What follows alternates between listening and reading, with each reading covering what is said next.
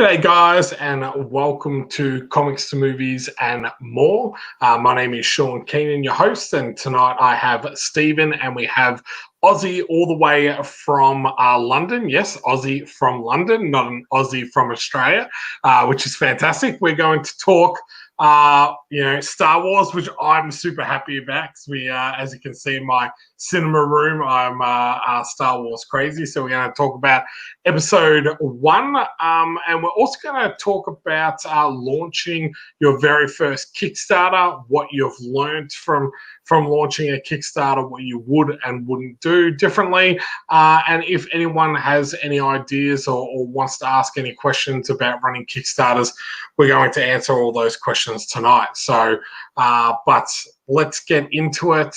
Tonight we are on our 25th episode. So I'm super excited to say that we've hit 25 episodes with a bunch more coming up just before Christmas. So welcome to Stephen and Aussie. How are we going today, guys?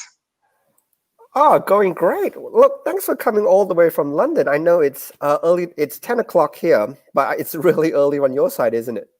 It's just 11 a.m., so I've been up for a little while. Yeah. Okay. That's not too bad. Yeah, usually we get some American guests and it's 5 or 6 a.m. over there, so we do feel a little bit guilty getting them up that early in the morning to come on the show. But appreciate your time. I don't at all, because I've been on American shows as well, and I had to get up 2, 3, 4 a.m. in the mornings to do some American streams. So no guilt. If they make me get up, I'm going to make them get up. So, Aussie, you're from London, that's correct? Yep. Born and raised. Okay, so let's jump into the movie. Oh, number one first. Have you been catching up with Mandalorian? I have not, mainly because I've been trying to get my girlfriend to watch Clone Wars and Rebels first, just to catch her up on. And you got a friend right there. Nice. Yeah, so I want her to get with a full story, Yep. So let's talk episode 1. Why did you pick episode 1 for the movie you want to talk about? Which I was extremely happy with. Well, I guess it was the first one I watched when I was really young.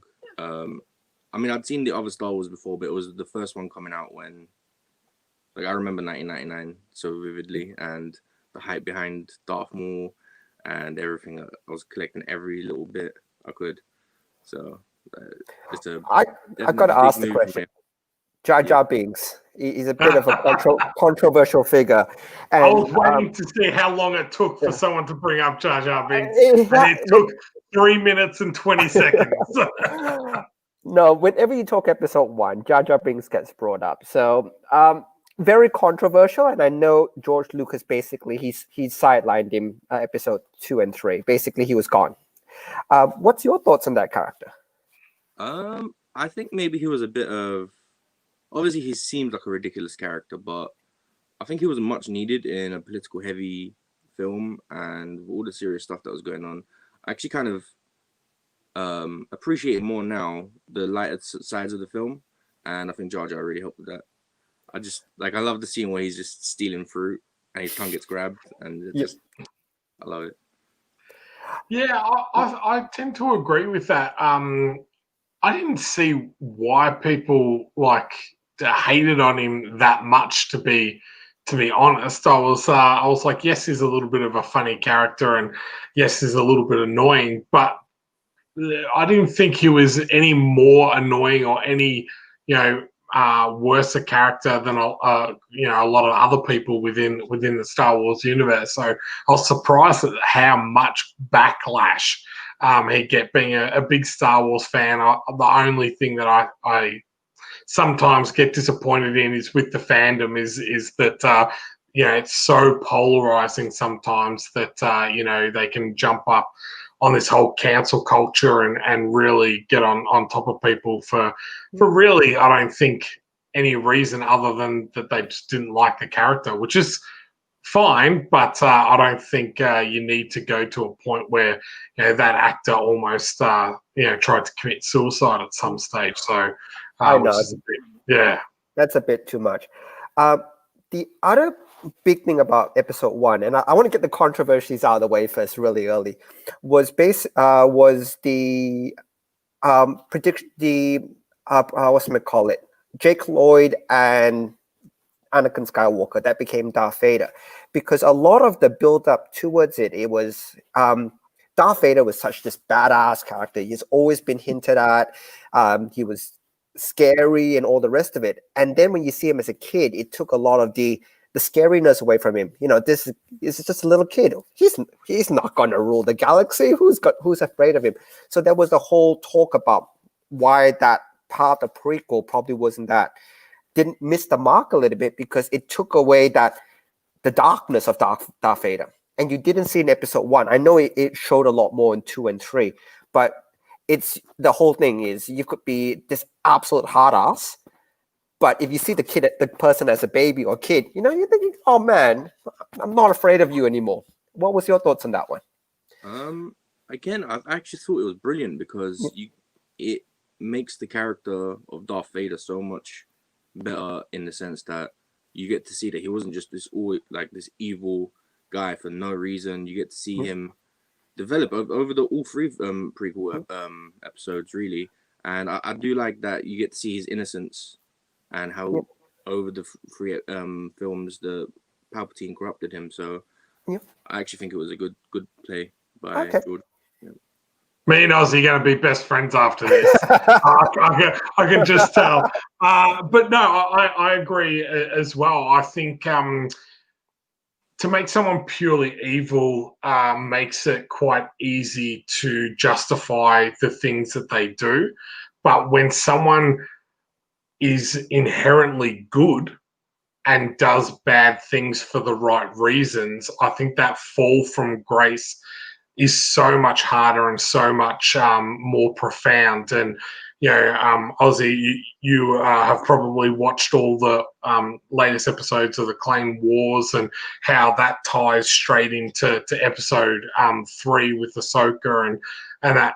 And for me, that just when I went back and watched episode 3 again after watching the last season of the Clone Wars, again highlighted to me just how far and how quickly Anakin actually falls. And it all comes from that sense of fear of, you know, not wanting to lose, you know, another person that he loves. And, you know, I think the expanded universe really has done a good job in highlighting that. And, you know, when you watch something in a single movie, it's very hard to kind of get the whole story. So when you look at the trilogy as a whole, and then the 6 and then the 9, it makes a lot more sense, and then the expanded universe even more. So I agree with Ozzy as well. I loved that it started off him as a kid. I did find Jake a little bit annoying, but you know, I think the one thing Star Wars doesn't do overly great is actually their casting. I think that they're very, very hit and miss with a lot of their casting. I would debate that point. And Hayden Christensen as the example. He is a fantastic actor. But I think that direction he was given in 2 and 3, look, in 2 and 3, to be fair, he was very stiff. You know. I loved him. Hayden Christensen's not who I'm talking about. Oh, he's Natalie not? Portman, mate. Natalie Portman was horrible. I know, but Natalie Portman weirdly though. Yeah, she's an Oscar actress. Oh, sorry. I'd say Natalie Portman, her best film was episode 1. I think she had the best scenes, the best writing for her. I think that's the film that I actually really liked her. In episode 2, she's just like a damsel in distress, but in episode 1, definitely not the way. Yeah. And that was really hard when it flipped to that the final scene in episode 2, because she does go from that being that damsel to distress to I'm gonna aggressively negotiate with a blaster, and it's like, hang on a sec, and I think that's where, as I said, sometimes there's a little bit of hit and miss, and the expanded universe kind of lets her or that character kind of grow a little bit more. But Look, but the thing is, like I said, and I'll still stand by this point. Natalie Portman is an excellent actress. Like I've seen her in Black Swan and all the rest of it. She has range. I think some she was in the Thor movies as well. Sometimes I think she's, and it's hard to, and look, I really don't know, so I'm going to speculate here. You sometimes think which movie she's doing because she really loves it, or which movie she's doing as a paycheck. And there's nothing wrong with doing a movie for a paycheck. We all do things. We work, to feed the kids, to pay the house, to pay the mortgage. But you can kind of tell sometimes she phones it in a little bit. Like in Thor, I think sometimes you're just thinking, oh man, embrace the character a little bit more. But she's a bit stiff sometimes. And so sometimes I feel like, and I agree with you, Star Wars, it sometimes just feels like, you know what? I'll phone this one in. And again, I don't know enough about her personally to speculation only. So again, with that, and I don't know if you agree, Ozzy, but I liked Thor 1 and thought she was far better in Thor 1 than she was in Thor 2. And she had more of a role in Thor 2 than she did Thor 1. But I just didn't think that whether that's the writing or whether that is her not being, 100%, into the character or not. I guess we'll never know unless we can get her on the show and ask. But yes, can you hook that up, please? I would love if you could hook that up. But I think with the second Thor movie, though, I think again, if I'm wrong, somebody in the chat will correct me. I think Patty Jenkins was actually meant to direct the second Thor movie, if I remember right. But she went on to do Wonder Woman, and Natalie Portman really wanted Patty Jenkins for the second movie, but she had a contract, and she was like, "Oh gosh, the director I want to work with isn't coming on, but I have been contracted to finish the movie." So I know there was a bit of animosity around with that. Again, you can't tell what's behind the scenes sometimes, Maybe she just doesn't like sequels. I don't know. Great, and then that's a good enough reason as any, isn't it? Going, oh, really? Again, when I signed that three movie deal, I thought we wouldn't get past one, so now I have to come back and do two. So, who was why it was going to get 3 movies? It wouldn't have mattered how badly each of the movies went. They were going to get 3 movies. The one person that Ozzy that you say actually doesn't like doing sequels and was almost pissed off that he had to go back and do he didn't mind doing the second one, but the third one he was not into was Brendan Fraser.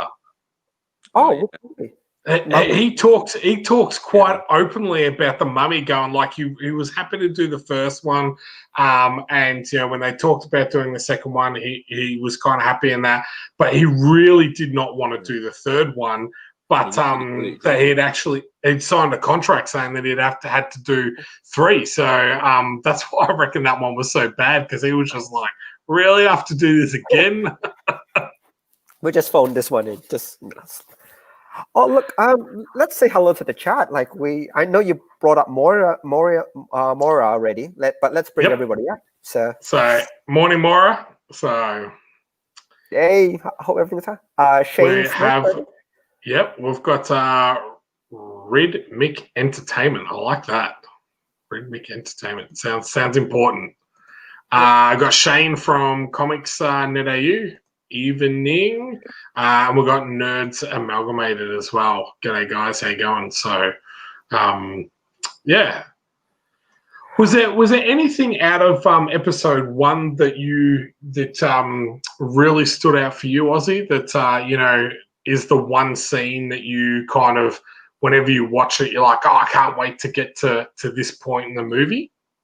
The Duel of the Fates. It's gotta be. I love it so much. I think the choreography, the music, the acting, even, it was just phenomenal in every aspect. So I loved it. And it's Ray Park. If you ever seen Ray Park handle a staff in it, he's like Keanu Reeves. Keanu Reeves knows how to handle a gun. Ray Park knows how to handle it. But the best thing about that scene was, if you watch the episode 4, 5, and 6, the original trilogy, the choreography in the lightsaber fights was actually really simple, because when Darth Vader fought, I don't know if you know, but when they built the suit, he couldn't really move very much. It's a bit like RoboCop. So he couldn't really move. That's why all the movements were and a lot of it was actually shot in really dark shadows. So the final fight between Luke and Vader, basically half the things in the Emperor's throne room was all shadows. But for the first time, they actually had, man, let's do it properly. Let's have some fun with it. Let's make it all bright so everybody can see exactly what's happening. I loved it. And Liam Neeson as well, because he can handle a sword as well. I think what was the movie he did where he had a sword the whole time? I can't remember, but Liam Neeson has done a lot of proper sword training, so he was having lots of fun with it. I think Ewan McGregor was great as well. Like, yeah, he's actually one of my favorites from the prequel. Like, I think all 3 films. So yeah. Liam is actually, I kid you not, in this direction, 2 streets away. Cool. 2 streets away. I kid you not. Can you bring him in? He's they're shooting a movie here at the moment, and the primary school that my little girl is about to attend they were shooting a fight scene in there. So I was around there with my dad the other day having a bit of a sticky nose to see if we could see anyone, but no, we couldn't see him. But I've been keeping an eye out to see if he's down grabbing a cup of coffee or something in the area. So if I see him, I'll grab a selfie and post it up. You should get him to sign the poster behind you. If you see him, just come over for a second. Oh, look, we'll buy beers on me, whatever you want. Can you just sign this thing behind me? Yes. The one thing that you can't see here is directly in front of me. I've got my doors into my cinema room, and I've got 3 signed photos up there. I've got 30th birthday one signed by Carrie Fisher, and I've got a Return of the Jedi one signed by Mark Hamill. And I've got a David Prowse Vader one as well, which is kind of cool. So awesome, yeah, really good. Yeah, I'll have to get a video so I can take everyone around, because I've on my left hand side here, which is right to everyone else, I've actually got an original Caravan of Courage poster. So I was a big fan of the Ewoks when I was a kid, and the Telly movie. So yeah, I've had that for about, I don't want to even say how many years I've had that for. So I'm honest, I've actually never watched those Ewok movies, like, ever. You have to. You have to. You just look, find some time. I actually haven't seen it for a while. Corny, but have they dated? Okay. They have dated. The graphics on them are shocking. The graphics is really bad, and it's like they've given the love and redone the first 3 films 2 or 3 times now, probably more than that. I would really love them to go back and redo those Telly movies. I think that they could make them at least half decent. The sprites in it is literally just like a light that's been flying around type thing. But okay. Oh, look, I've actually got a lot of stuff I want to talk to you in regards to your campaign, actually. So, and I know we've talked a lot previous to this. Look, number one, congratulations for a successful campaign. Look, you've done what most people haven't done. I think the Kickstarter fail rate is about 40%.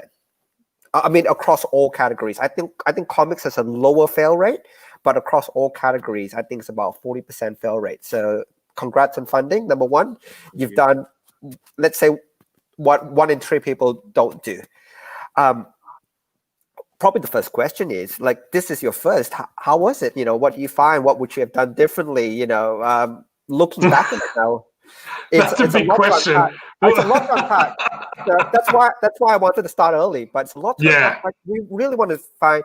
Look, I've done this about 10 times now. So has Sean, and I think we've kind of forgotten what our first one felt like, because once you've done some, you kind of forget a lot of things that happened in the past, but this is really fresh for you. So we're really interested to know how, it's your first, so tell us about it. We are talking about a Kickstarter here. It's hard with words. Like the whole time I was just checking every 5 minutes, like how's it? That never goes away, mate. It does. 10th campaign of F5. I'm actually someone who feels really bad about marketing and like putting myself out. Like I feel bad. It's like, are we allowed to swear here? Like I don't know, but yeah. I feel like I'm pouring myself out, and I feel really bad about it. I just feel guilty. So that was hard for me, especially doing it for the first time, trying to promote myself. I just felt like a douche, but you got to do it. Marketing's huge. And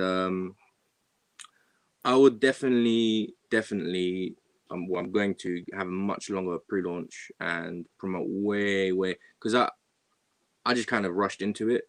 I did the pre-launch for about a month and a half, and then I just went straight for it, thinking, oh, it's gonna go great, which it did, but it was a bit close. It wasn't funded until the last few days, so yeah. That's always nerve-wracking. The first time I think I funded about an hour to go on the last day, which I was like, oh my god, I'm not going to make it, and that's always that nervous feeling going, okay, well, what else could have I done, or what else could I have done differently? Have I hit everyone that I know up, type of thing to try and back my campaign? But I'm just going to pull up your campaign so people can actually have a look as well, and then just give us a talk about what your actual series is, and that. So I can see that you had a 3,600 goal, and you that's pretty good to get over 4, and then from 53 backers, which is really good. But can you give us a little bit of a rundown of what your what the book is, and tell us about it. Oh, before you jump onto that, I just want to raise one point which you raised before, and I'll have to say that it's actually called the ask, which is actually one of the toughest things you have to do. It's the, hey, can you guys please check this out? It's the ask, and I'll be honest with you, it doesn't get easier, and you always feel like an idiot. But in the end of the day, you're not saying, give me money. You actually just say, hey, look, man, I've got this something which I'm really passionate about. It's the story which I'm really interested in. Can you just please take a look? That's all you're asking. And once you just realize that there's actually a lot of people who really enjoy comics out there, who really, and they do want to support indie creators, and they actually do want to read your story. You're just saying to them, here's an opportunity for somebody to read my story. If you want to back it, I appreciate it. Thank you very much. And like I think Sean and me both know, anybody who backs one of our stuff, we thank them, because you're letting us bring a story to life, and that's huge for us. But if you think about the ask that way, you're not actually asking people to say, hey, give me money. You ask them to say, hey, look at something which is I'm passionate about. Look at something which is important to me. If you like it, I would love your support. But if you don't, thank you for taking a look. That might make it a little bit easier for you, I think. And especially if you're thinking of doing a longer pre-launch, that's actually slightly better, because you're not asking for money up front. You're just asking them, hey, look at the pre-launch, hit that notify button. So when it goes live, I would really appreciate if you could check it out. It twists things a bit, because you're no longer asking for money. You're asking for their time, and you're asking them to look at something which is important to you. And I think you find a lot of people are a lot more receptive to that. I hope that makes sense. Yeah, no, it does. No, that's good. Anyway, I'll be honest, I've actually read some of these pages already, so I kind of know what's happening, but I'd love to find out exactly your story. How do you get a look at everything before I do? It's like every time I have a guest on, it's like, I've read this. I'm like, have you already read it? Like, look, I had the opportunity, and look, and I thank Ozzy for this as well. Like, I always thank people for this because Ozzy gave me the opportunity to letter his book. So that's how I got to read ahead of time. And I always thank people for giving me an And opportunity. you're worried about being a whore, Ozzy. Steven here. Like... No, he's been a huge help. I don't think I would have been as successful without him. Like Steven's been amazing, so I really appreciate it. Thank you for the opportunity to letter this thing. And I always say this, like, you're trusting me, and I hope I haven't screwed it up. That's all I can say. Anyway, story is all yours, so I'm not going to steal it from you. It's all yours. Oh, okay. I mean, it's been about 5-6 years in the making. I planned for a while. I think I planned for about a year and a half before I actually started writing. And I was always putting off when to begin. And then the weirdest person motivated me to just start writing it. Shia LaBeouf, the "Just Do It" video. I know it sounds ridiculous. I just watched him. I was like, yeah, I will. I'll start it right today. And yeah, then I just never looked back. We've got you on record now. We've got you on record. I love that. Huge inspiration. Like, I love Shia. Anyways, yeah. So it's a world that, you know, complete. Like, I made it. I made a map. I did everything like that. There's numerous continents, and the majority of the story takes place on that huge one on the left. And it's most of it belongs to an empire. You can see maybe some inspiration there. Yeah, it's the Shambhalan Empire, and they kind of go to war with all the surrounding countries, take slaves.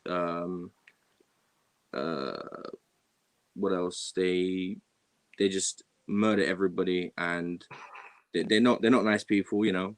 And the main characters are from all different kind of backgrounds. One of them is an ex-military, kind of hates what he had to do, and regrets all the actions he's taken. So he's trying to, like, start a revolution to stop what, you know, he was part of. Another one of the main characters is a noble that was in the walled city of Shambhala, like the main place, and throughout his youth, he was indoctrinated to think that Shambhala was like this great country, and they're doing God's work, and they're the chosen people by going to like numerous countries and just destroying them, basically. He has a life-changing moment which appears in the funded Kickstarter volume, and you get to see how that changes him, and he also wants to stop, you know, this monster machine. And they meet at a meeting, the Victor and Isaac, and from there they just kind of create a bond, and yeah, it's kind of how it starts. So have you planned it out for, like, it sounds like there's a lot of really good lore and history behind it. How far have you planned it out? Is this going to be 10 issues, 12 issues? I mean, I know things will change, but in terms of high level plot points, how far do you see this one out? 6 volumes after the current one. And I've written the first 2 completely. And I just recently started writing volume 3. But I know pretty much how it ends, and yeah, like all the story beats from here on, and yeah, it's got a lot of lore.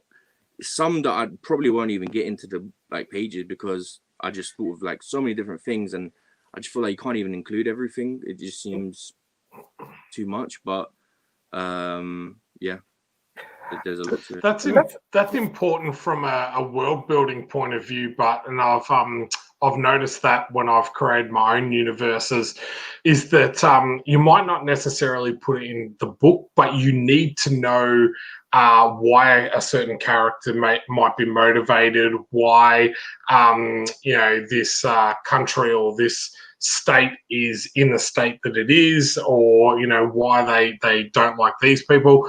And it might just be a line or two that you drop in the book, but for you or for us creators, we create this whole lore and backstory that people probably don't see and might not ever see. And I think that's really, important when you are building a universe. I think George Lucas has done that amazing, but another one that's done that is J.R.R. Tolkien. And I know they've collected a lot of his stuff over the years, but when he actually just published The Lord of the Rings, you didn't know all of this backstory and all this other stuff, but he'd gone into such depth into creating that universe that I think that's where true greatness lies, when someone goes that extra step and kind of evolves their world rather than just that story for 12 issues or whatever. I would actually definitely encourage you to do that, because let's say down the track, and fingers crossed, always all the best for you, it does get picked up, say, for an animation or TV series, or gets picked up by, down the track. I've actually been very fortunate to be able to actually write what they call the Bible for your series. And I remember when I first submitted my first Bible, I was pitching. I actually first submitted my first Bible. I got slammed. I'll be really honest with you. I got, man, that's not enough here. And what they were really after was, like, for my main character, who was his mom? Who was the dad? Does the mom and dad, are they happy? Did they have siblings? Are you going? That's not part of the story. The guys are all grown up. Doesn't matter. We want to know this. We want to know, did he have neighbors? And basically what they want is so much detail that what they expect if they're doing a TV series or something, or down the track the future, to be able to break all these things apart and pick and choose what they want a little bit and have all these linkages in place. But the good thing about when you actually finally sit down to do that Bible, I think my Bible ended up being something like 80, 90 pages. It forces you to think about a lot more of the character motivations, because prior to writing the Bible, I didn't care how he was raised. I do now. I didn't care that he had a best friend, that never ever showed up. I do now. It forces you to do a lot of things that you don't consider. And your storytelling actually gets a lot richer because of it, 100%. So you're doing the right thing. keep writing that Bible through. Let's bring back his Kickstarter, because I do want to see his the characters, Yeah. So these are the main characters. Let's talk about them. So I love the designs myself. So just so everyone knows, did you write and draw this, Ozzy, or do you have an artist? What's your process? So my drawing skills go as far as stickmen. So just draw them. We could be brothers from another mother, mate. I'll tell you. If I'm 100% honest, all three of the characters on screen right now were drawn by my very talented girlfriend. Yeah, she's amazing. But like I just gave her a few things, like the specifics, and she just brought it out on paper. It's like so perfectly, exactly what I wanted. Wow. So, yeah. So these the three main characters. The three main in the first volume, yeah. Victor is the guy that I was saying that was ex-military. Isaac was the noble, and Juliet, which I haven't mentioned, she's actually one of my favorite characters. She's not from the continent. She comes from somewhere else. Kind of I mean, it's a classic cliched revenge story, but her parents were killed, and she's just looking for the person that killed them. But she just happens to help these guys along the way. And she's a badass sniper as well, so yeah. And I'm guessing these are the bad guys? Yep, that's right. Yeah. They're one half. So in the Shambhalan military, there's two specific groups that they send out for like reconnaissance missions, or if they're at war. And it's the White Knights and the Black Knights, and there's 12 in each. And the first half of the Black Knights are what's in Volume 0. They are trying to do a reconnaissance espionage mission into a different country that they've never been into, and the main characters are basically trying to stop them. That's how the first Volume 0 starts. Yeah, and that's the first page there. Wow. Waiting for them to come. So is this your girlfriend that's done the interiors as well? No, she just did the character design. Yep. Ruli Akbar did my black and white, and I think he's a great artist. And yep. The colorist is Seb Valencia to begin with. I've had to change my colorist, but I thought he was great. And I've got a new one right now.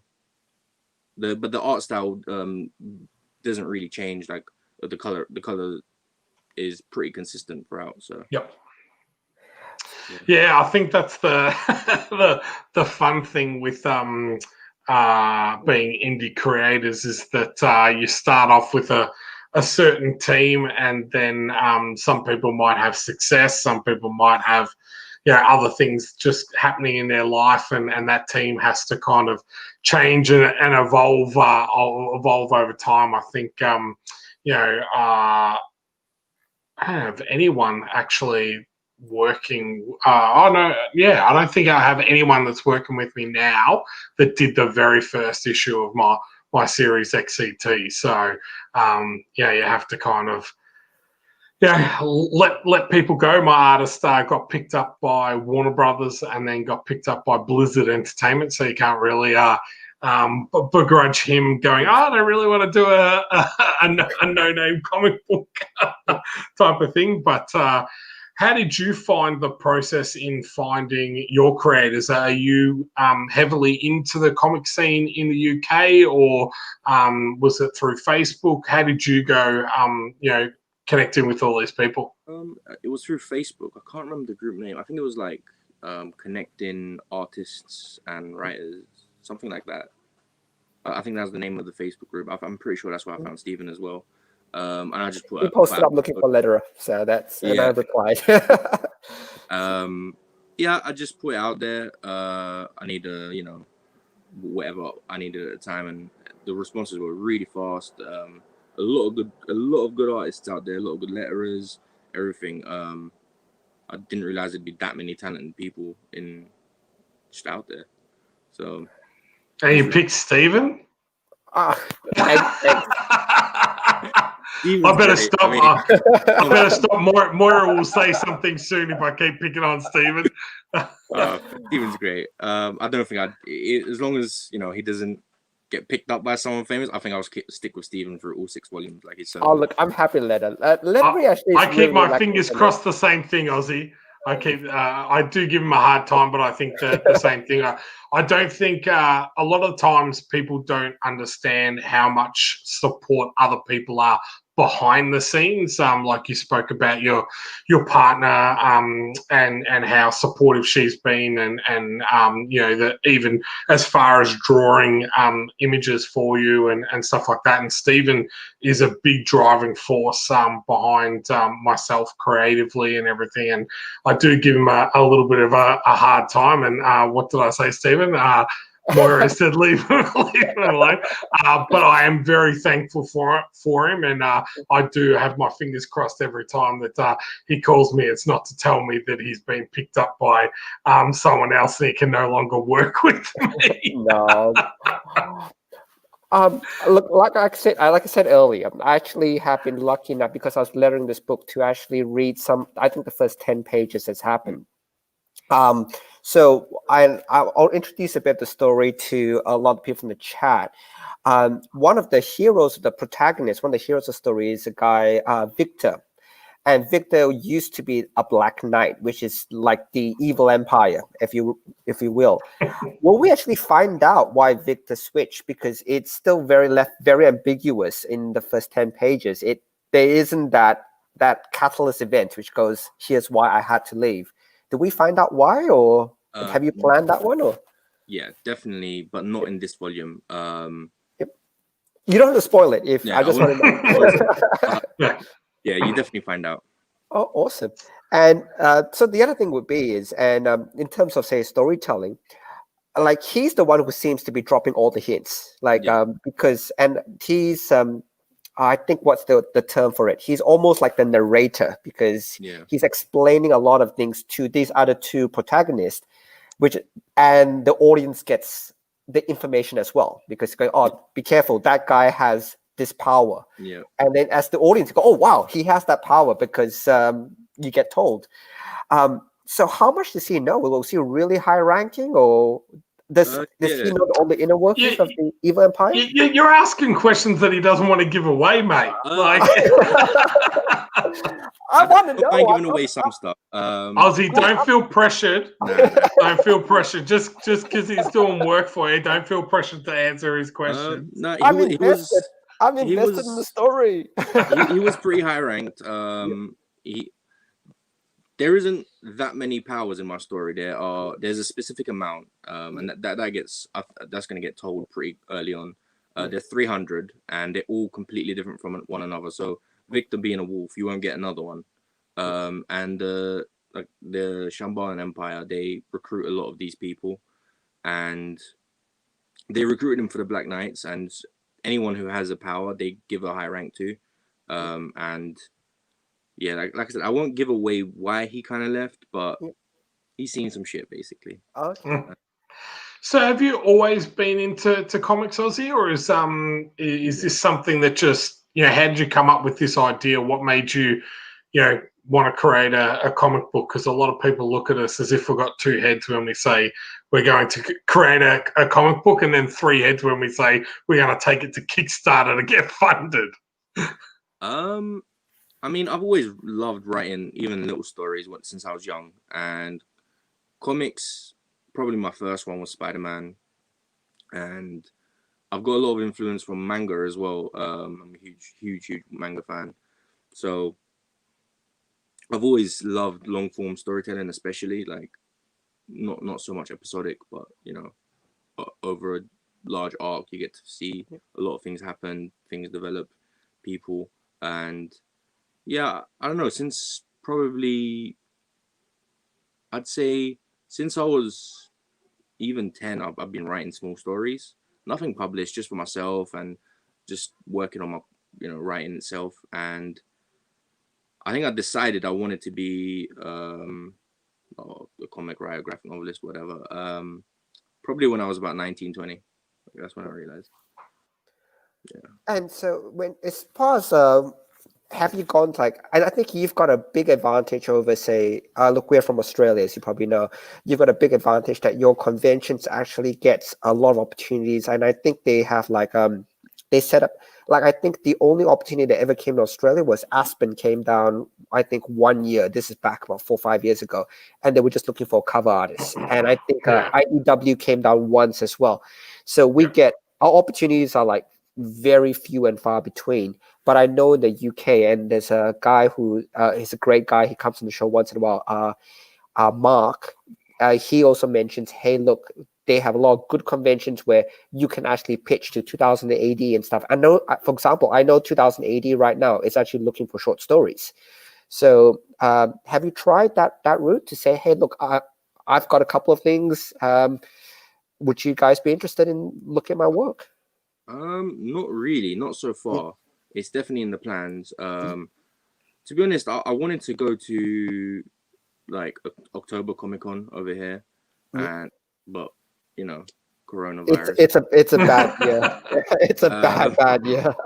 Yeah, I just wanted to book a table and just promote there, but that wasn't really available to me this year, and probably won't be in May. I think it's already booked out in May, the create tables, but yeah, I haven't gone to anyone specific, not a publishing company, but I actually will pass this to Sean, mainly because, look, I'll be honest, I don't do the convention scene very well.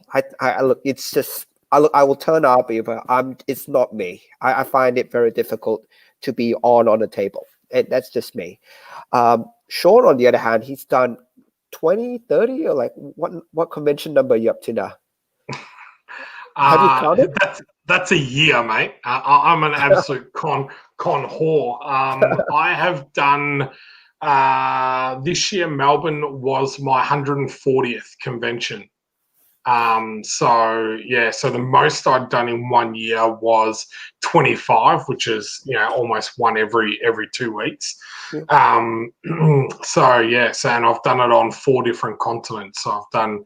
A couple of people in the chat here is where I've met them. There's Moira and Mandeep, who are both from the UK, that I met at a Spartacus convention in France, but I've also done a few in the US, New Zealand, and then Australia as well. So, hoping to get to a few more bigger ones in the years to come. But, as we said, with COVID, that's put a spanner in the works. And I think that's why Kickstarter has been such an amazing platform this year, not only to keep comic books going and being produced, considering DC and Marvel and all that kind of got shut down for a few months through distribution. So Kickstarter's been amazing, and there's a lot of online cons that have been popping up all over the shop.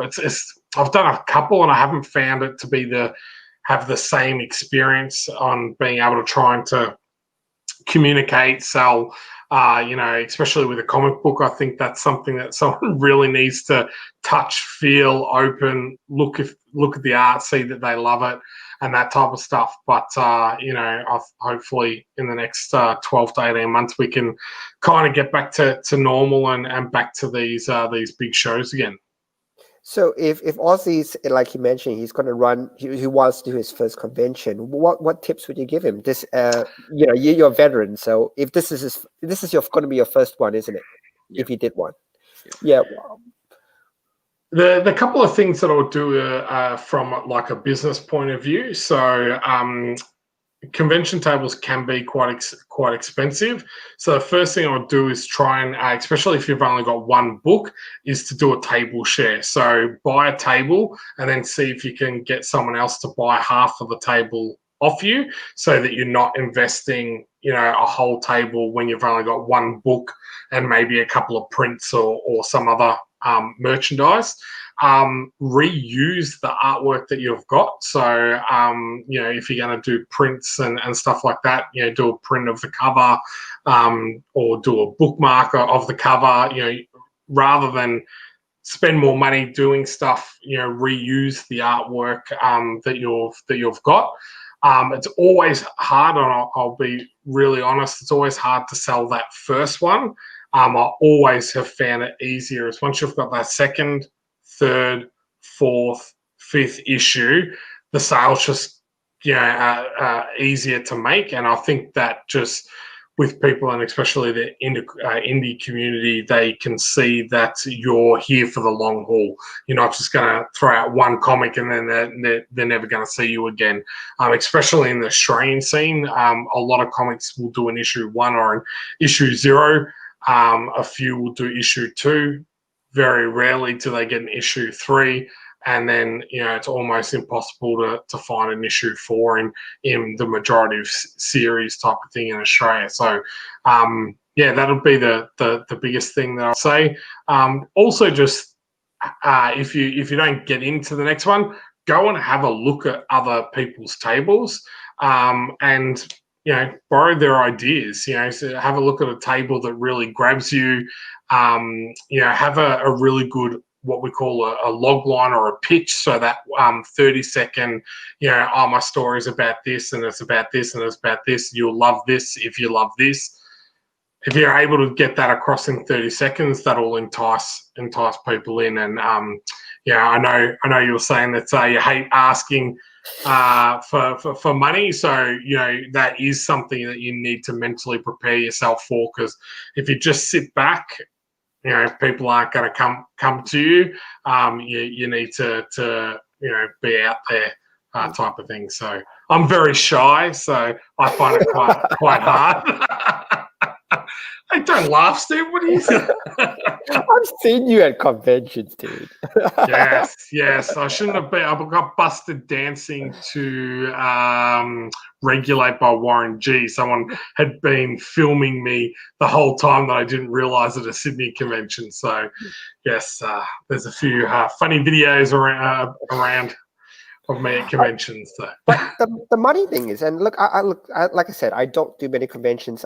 There's the ones I usually do are the ones that are from libraries, like certain libraries in Australia. They run mini conventions, and I turn up to those.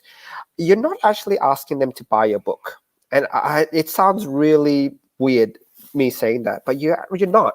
You're asking them, hey, look, do you like fantasy? Do you like science fiction? Do you like whatever? You're engaging with them and says, hey, if you like science fiction, hypothetically, please take a look at this because you might enjoy this. They take a look and you don't mention price or whatever. And if they are interested, they'll go, hey, that's pretty nice. Tell me more about it. And then it's, oh, can I get a copy? That's how I find most interactions happen. Now, if you go, it's $10, buy it. $10, buy it. Nobody's going to. It's really much, hey, what do you like? This might appeal to you. Please just check it out. And that's the whole thing I find. It's you take the money discussion away from it, and it's just you trying to bring your passion forward. And I always think that the biggest thing about it's your book. The best person to promote it is you. Like you cannot hire anybody to do so any better than you can, because like we can hear you when you talk about the story. You know all this stuff of the story which I don't know. And I'll be honest with you, I'm invested. I want to find out what happens to half these characters, and you're not telling me. And, there's another guy who I'm friends with, Ozzy, and one of his stories that he's written has a really big heartbreak at the end of the first issue.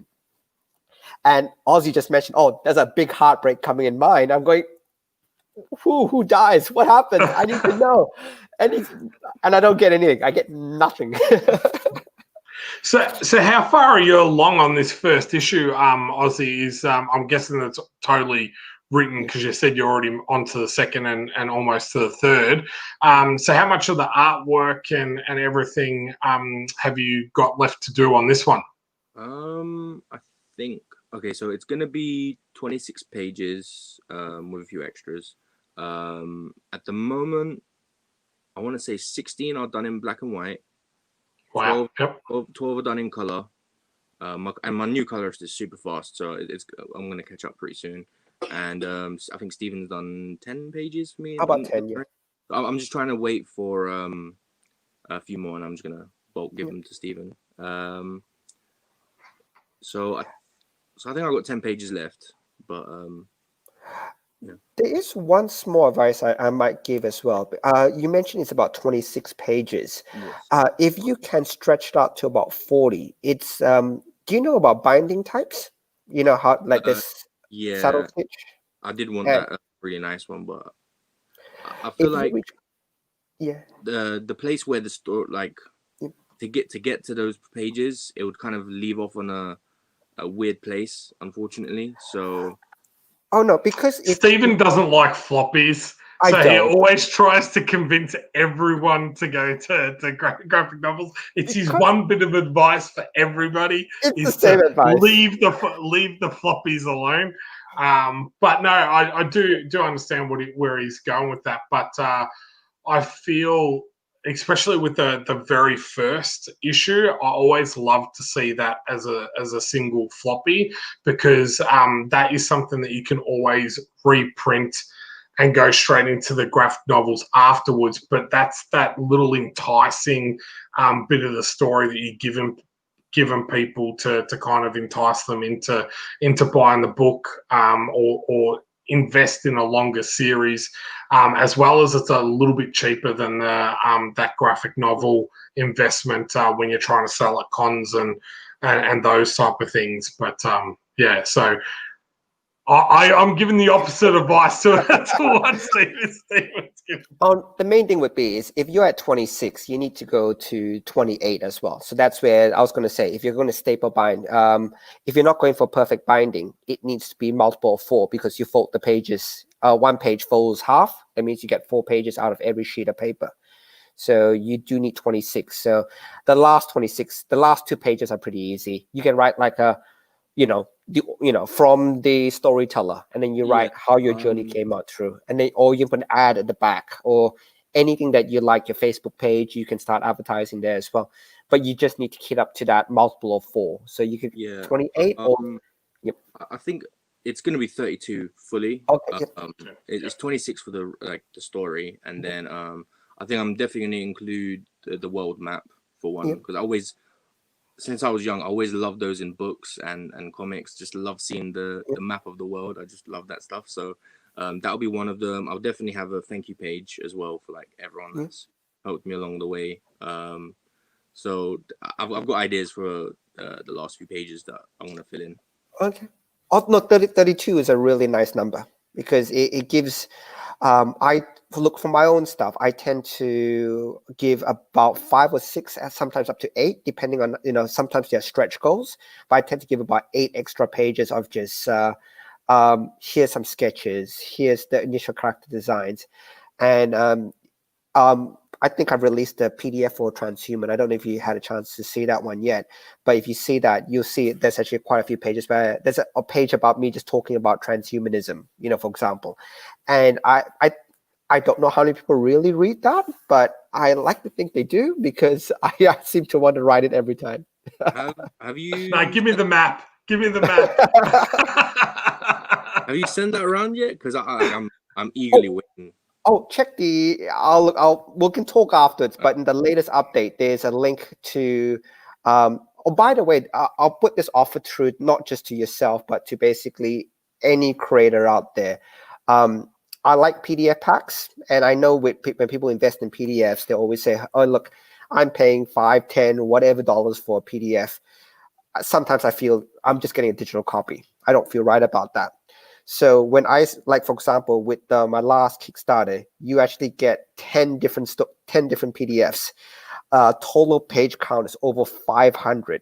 So my offer is basically to any creator, if you ever want to use one of my previous works as an enticement to your PDF pack, just come and ask me. My answer is going to be yes. I'll just put it straight out there. My answer is going to be yes. I'm happy to say, here's a PDF copy, add it to your pile, and then when people buy that PDF pack, I can honestly say you get 500 plus pages when you get the PDF pack from me, and it's all different stories. It's some of them are from Sean, so Sean actually sent some of his PDFs across, and a lot of other creators have sort of added their PDFs along the way as well. So you get a lot of reading for something really quick.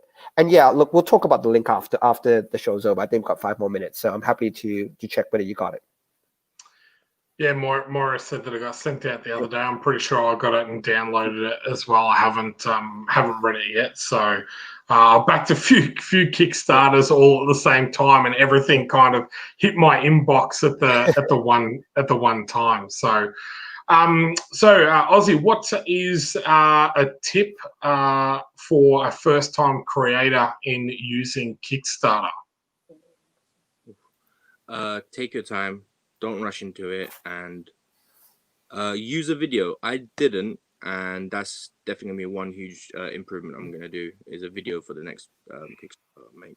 So what I'll do is after this is over, Sean did one campaign, Talos of Sparta, where Sean actually got to talk in that video. That's what Kickstarter always says: make yourself visible.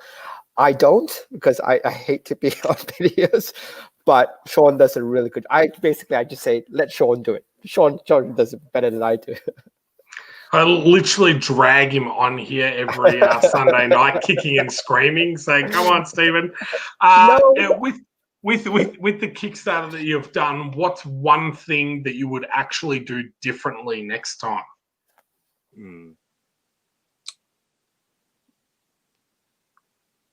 I get the video for one thing. I would do one.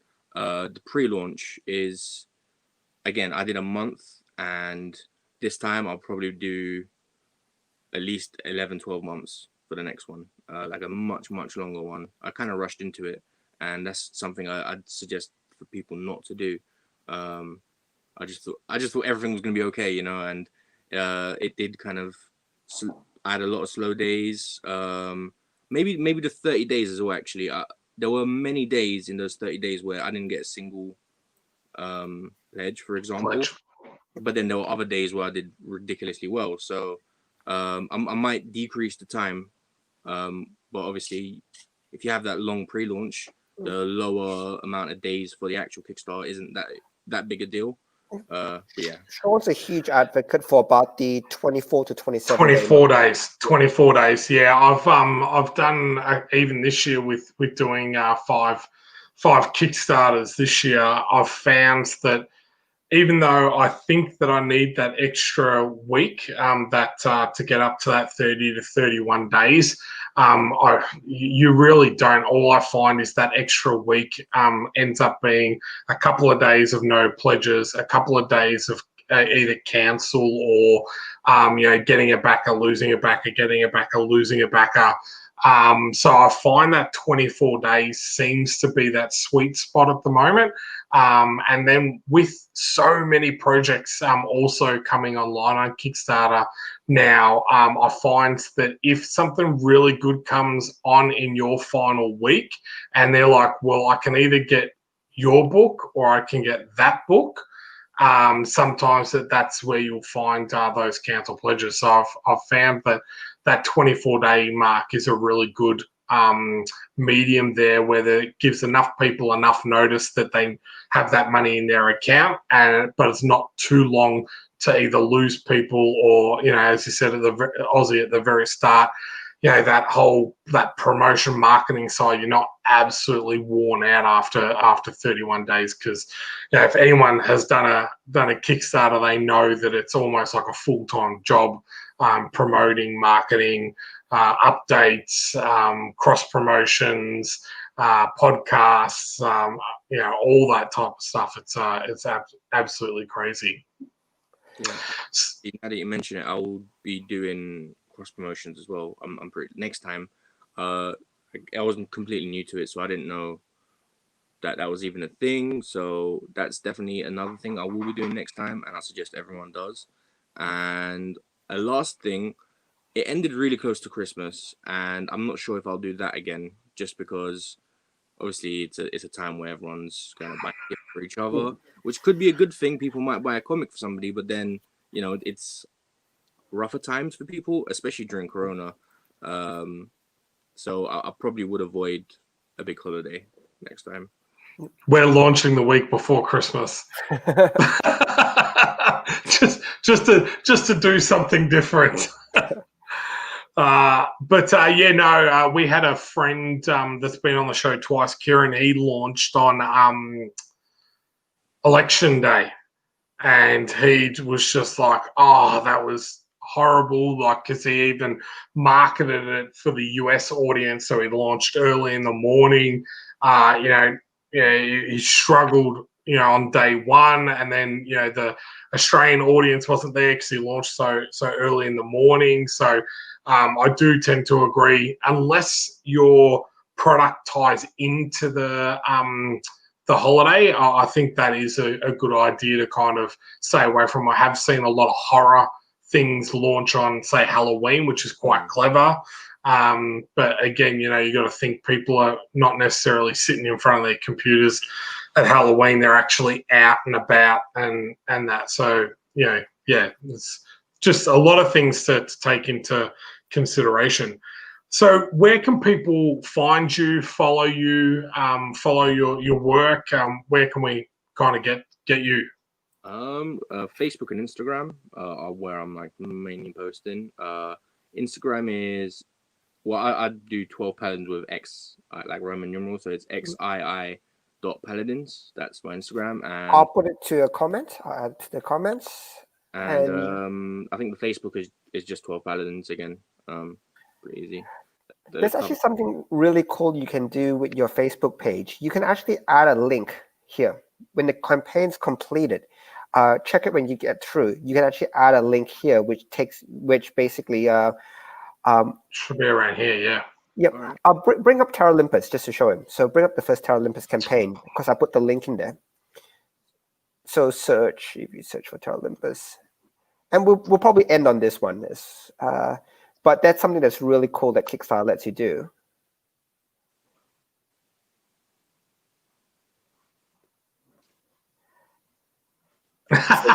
See, there's an add link button. Because we don't have volume 3 yet. In volume 1, we actually have the link up to volume 2.